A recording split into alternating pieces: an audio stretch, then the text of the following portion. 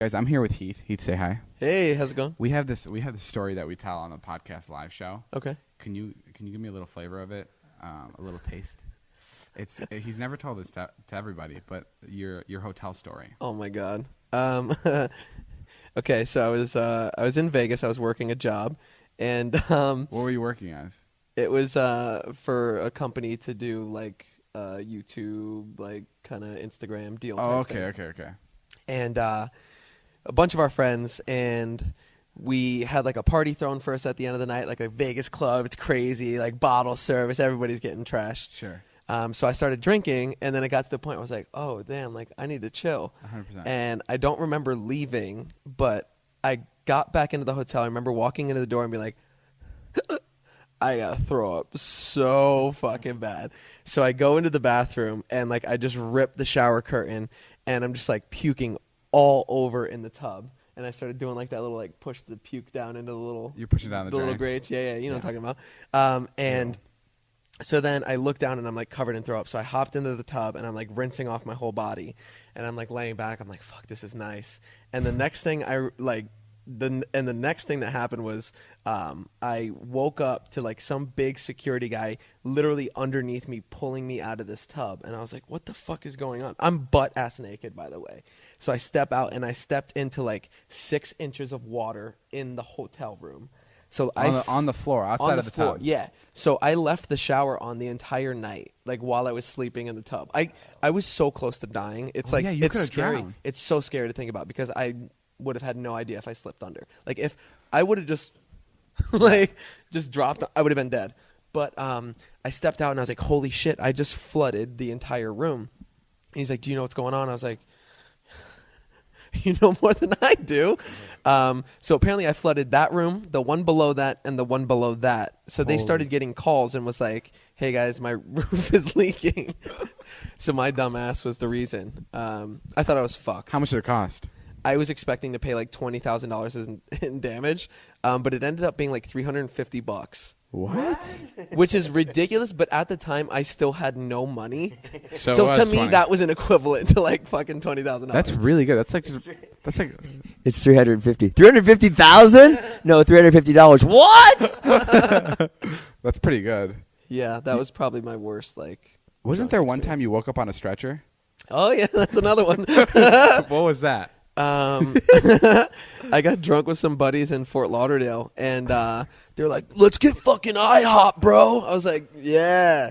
So once again, I don't remember going to IHOP, but apparently we got to IHOP. Everybody went inside except for me. Yeah. I don't know. They were just like, yeah, you disappeared. But I woke up on a gurney, like a stretcher, being strapped down all across my chest, my legs, and I look up and like there's fucking firefighters and police officers surrounding me. Oh my fuck. And they're like carrying me into an ambulance. I'm like, what the fuck is going on?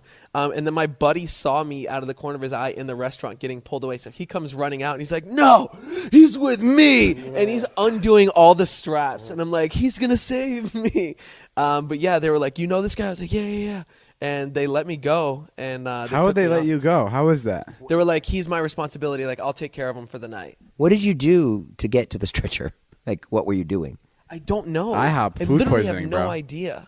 I was probably outside puking my brains out or something. And like, And your friends were just enjoying their meals? they're just face deep in pancakes. And like, I'm outside dying. But they didn't see you until you were already, like, that's kind of crazy. The ambulance pulled up.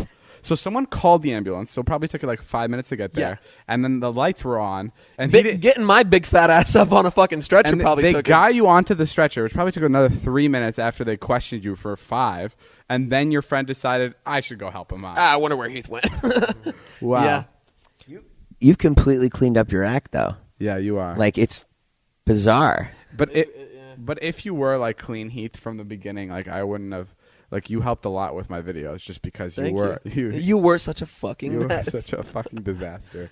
But no, you did clean up a lot. Yeah. Like I remember when I was first at when I first met you and Zane were the first like Viners I met. Yeah. And I went to your house and you guys were just making so much money. I mean, you guys were making a lot of money for Viners. For doing Vine videos, we felt pretty good. Yeah, you guys were posting like ads for Badoo. And I remember calling my friends and going like, everyone. I called my mom and my 2 friends, and I was like, everyone is so rich here. Like sometimes I don't even have to pay for dinner because they just take it. Holy shit! And I was so impressed by you guys. Funny how things turn around, huh? What was your first impression of David? Like back, remember when you lived like on Wilshire and David came around? I remember meeting you for the first time because I was talking to Zane on the DM. Asked Heath. It's my first impression, not yours. No, I know. But let me just say this. I was talking to, because you guys had a collab channel. And it was Zane and Heath, and I was talking to Zane, and I always thought you were the scarier one. So I was nervous to meet you because Zane seemed like really nice. You seemed like the more like, oh, like I have drive a truck. Okay, so what did you think of me? So I was scared of your impression. I remember meeting you and being like, oh, this kid's actually really cool. Like he's super nice. I remember the first thing you said to me. What? You go, hey, what's up, dude? And I don't know why, but that made me feel so comfortable. Oh, awesome! Sweet. Because you said it in such a nice way, and I expected you to be like, dude. Everybody that meets me, even like people that watch like our videos, they're like, you are so nice in person. Like sure. I'm not what people expect. No, I thought you were gonna be a lot scarier, standoffish. But right when I walked in, you were smoking a cigarette on your balcony, and you sounds about right. And you put it out, and you came to shake my hand because I was inside your living room. Like, hey, what's up, dude? I'm like, hi, I'm Dave. He's like, oh, nice to meet you. And I was like, oh, wow, fuck yeah, he's cool. I had the same exact impression of Heath when I met him. I thought the same thing as you thought. You thought he was mean? I didn't think he was mean, but I was just like, didn't know what to expect. And then he was so overly nice that you were like, yeah, because you look at his face and you're like, oh, this guy might be a dick because he's funny and he like has a lot of money and stuff. But yeah, you're like so welcoming. So what'd you think? What'd you think of me? I thought you were really nice. And then I remember we were like hanging out in the living room, and then you had like a friend coming into town. And you were like, I got to go pick them up. And I was like, oh, okay. And you're like, do you want to come with me? I was like, yeah, sure. Oh, yeah. And then we like hopped into your like old, the Corolla. The Corolla. And we went to go pick somebody up from the airport. And I was like, what am I doing right now? Like, I just met you. Oh, you thought that was awkward? Well, I just was like. I thought we were fucking getting it on. Dude, I thought we were best friends. No, it was just like really weird. Like I just met you and you're like, one of my friends is coming. So let's go. And then we just like. Do you miss still being crazy? No, I feel so much better. You feel healthier? Yeah, I feel so much better. Would you ever let your kids like dabble in drugs? I mean, I can never control what my kids do. I mean, my neighbors, they were super Christian, and I asked them, I was like, would you let your kids like do drugs and like drink alcohol and stuff? And they said, when they turn 18, we're gonna put it all on the table for them. We're gonna be like, here you guys go. You can go ahead and try it. We don't recommend it, but we want to be here for your first time when you do it. No, that's weird. I wouldn't do that. That's what I said. Okay, I'll try the heroin. I'll take the PCP. What else? What else should we try? Definitely some blow. Get the blow. You want the blow? No, but I mean, yeah, I guess. But you wouldn't. No, I mean, I feel like the whole part of like wanting to try it, I feel is like, so you're doing it with your friends, like. Nobody's gonna fucking sit there and like do heroin in front of their parents. Like that's stupid. I know, but I also feel like if you're a parent, you have to be like really. You have to be like you can't discipline your kids for not. You can't discipline your kids when they drink. Like you can't be mad at them because then I feel like they're never gonna call you if they're in trouble. Yeah. Like if they're drunk. So I feel like you have to be like if you're ever fucking hammered, don't be scared to call me, even though you're underage. Yeah. Fucking just call me. And I'll pull you out. I called my mom one time to pick me up. What, Jason? Why are you laughing? It's so cute when you like play house. Like you're a dad. You're like, but I'm the guy to call. I am a fucking dad. For what? I called my mom once. But like growing up, I never wanted to drink. All my friends were drinking. And I was just like, I don't know. I thought it was stupid because like I saw like the way they acted. And then like one night I just ended up trying it. And I was like, I fucking love this. And then that's how you're. What I always think that you should just tell kids like we do the opposite, which is don't do drugs. But what you should say is if you do drugs, you're going to like them. I don't know. If that's so be careful. Yeah. Hey man, drugs are great. So be careful. Maybe. I feel like there's like a better way of saying that.